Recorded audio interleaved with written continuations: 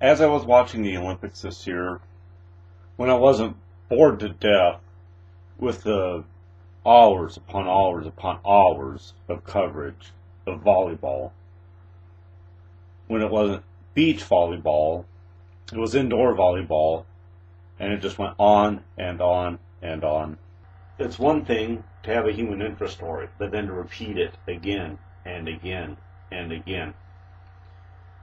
When there are so many other sports to cover, you have these talking heads, which also used up a lot of airtime. It's like NBC just sent the entire crew down to Brazil as a working vacation, and covering the Olympics was really an afterthought for them. Although that really annoyed me and a lot of other people, that really isn't my main point and topic in this video. Toward the end of the Olympics, they had it was really a movie, actually, like a documentary, about the Karolyis, Bella Karolyi and Marta Karolyi. Although I was aware of them, that they were coaches of the U.S. Gymnastics team, I didn't know the details of their story, and it is an interesting one. The Karolyis were born in Romania.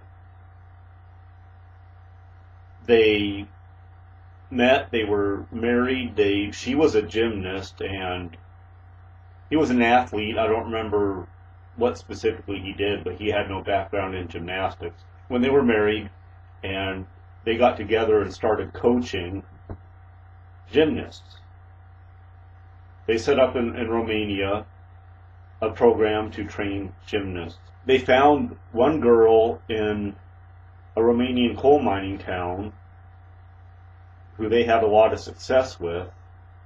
They built a generally successful program, and they found this one girl in particular that became very successful. Her name was Nadia Comaneci, and she went on to do very, very well. They were working on their own to train these gymnasts, and as soon as they started to have this kind of success, the socialist Romanian government got involved and just really started interfering with their program, basically taking credit for it. They started to really bristle under all of this interference from the government. This is really typical of government in general. They have to get involved in, they have to take credit for, they have to take the wealth from that in which they had no part. Government really doesn't produce anything. We out here making products, working for a living, and whatever we do, we are the ones that build things, and government just taxes more and more of that from us. And in a sense, that's what happened to the Karolyis. Then they went on later in the Olympics in Russia, and there was corruption in the scoring, because that being the first showcase for a socialist Olympics, that they scored in favor of the Soviet athletes. This cost the Karolyis and their gymnasts the chance to win. Bella Karolyi at the time was very outspoken about this, right on the gymnastics floor, about how unfair this was.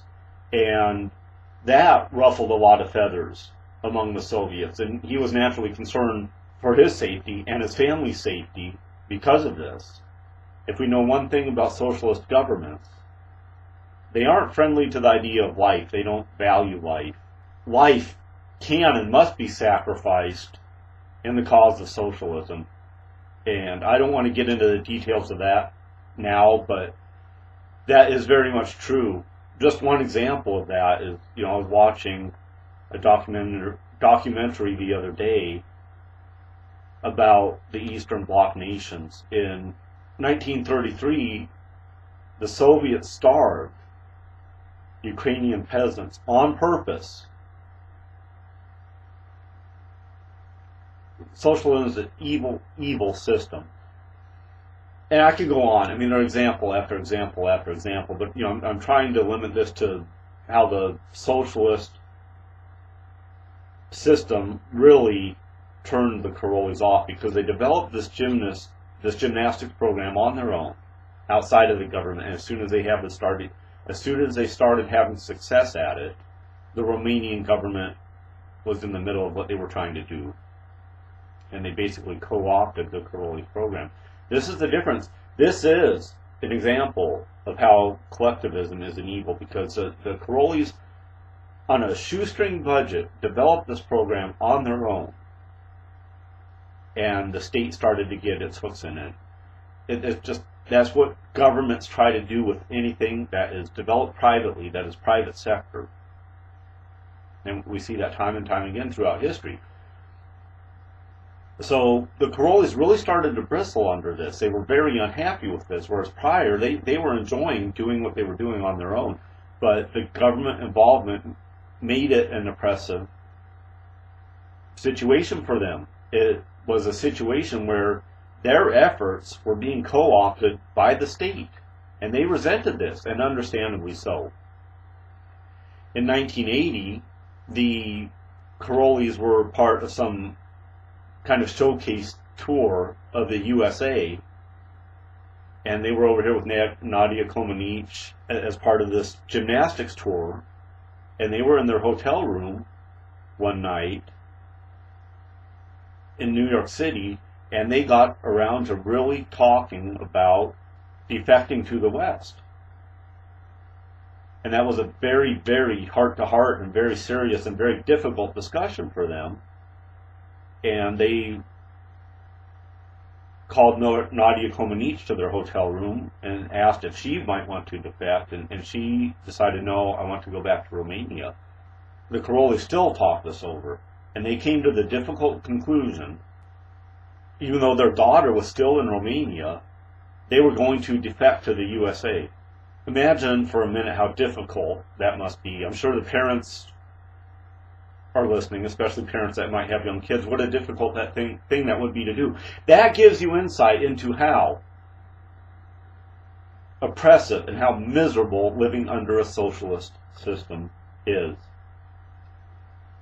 I'd ask people to reflect on that, because we have so many people in America, in Canada, Australia, the United Kingdom, that say, oh, well, socialism works. And it does not. That is a lie that just will not die. Socialism is brutal, it's unfriendly to human rights, it undermines our economic freedom, which is the cornerstone of it all. That is our fundamental right. That is the one we need. If we lose that right, free speech and the right to bear arms and the right to worship and all the rest really becomes symbolic if we don't have economic freedom. So the Karolyis made this difficult decision to leave their daughter in Romania and defect. They showed up at an FBI office and said, we want to defect. They snuck away from that hotel room and managed to get to an FBI office. Now they had no guarantee that they'd ever see their daughter again. Eventually, several months to a year later, I don't remember the exact timeline, they were, through pressure of the U.S. government, able to pry their daughter loose from the clutches of the Romanian government. But the Romanian government resisted at first, saying, your daughter says she is happier here. Now how can that possibly be? She's separated from her parents. I mean, that's just another example of the kind of lies that are told. I mean, just on the surface of that, that is just such a ridiculous statement. I can't believe that anyone wouldn't see through that. I can't believe that the people in the Romanian government would believe anyone wouldn't see through that. But eventually they did get their daughter back here in the USA. They built a very successful training program here. When in the USA, Bella Karolyi first had to work on the docks until a job was available in gymnastics. They found another girl from a coal mining town in West Virginia named Mary Lou Retton, which oddly paralleled the Nadia Comaneci story. Recall that they found Nadia working in a Romanian coal mining town. Bought a ranch in Texas, which they expanded over the years, starting from 40 acres up to a couple thousand over time. When they retired in 2016, after the Olympics, they sold their gymnastics training gym to the U.S. Gymnastics team. That's an example of how people thirst for freedom, to make their own choices, to make individual choices without government interference. And yet, in the USA, we are going more and more down that road where we can make fewer and fewer choices because of government interference in the economy, of government deciding what should be on the market and what should not be. And I've gone over and over and over this in my other videos. Socialism, even if you call it democratic socialism, is an evil. It is a collective system. It does limit our individual choices. Government, when they decide what should be done, does not benefit us as individuals. It benefits the government. We need to be allowed to make individual choices.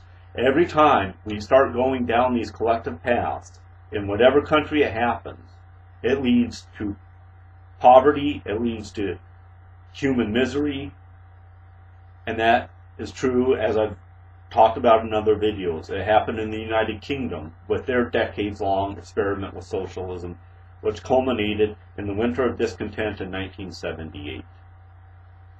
That is a particularly apt example because they had the vote, they never lost the vote, but the misery of socialism still took root. Listen to people that grew up in the USSR. Whatever you might think of Ayn Rand, but she did grow up in the USSR. And she understands the misery of it.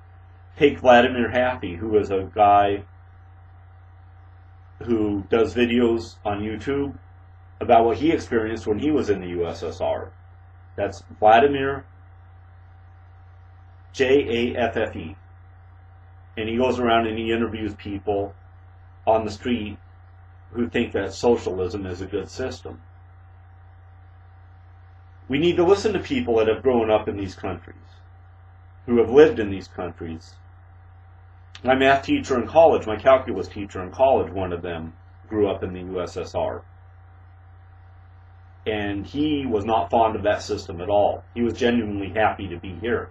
We need to listen to these people. It is an evil system. When you have a collective system, it isn't about us being able to go out and make choices to work hard to better our lives. It's about what the government wants. We can't fall for that no matter how many people like Jason Unruhi or Bernie Sanders. Jason Unruhi, if you don't know, is a Canadian socialist who does YouTube videos. Or Bernie Sanders with his democratic socialism.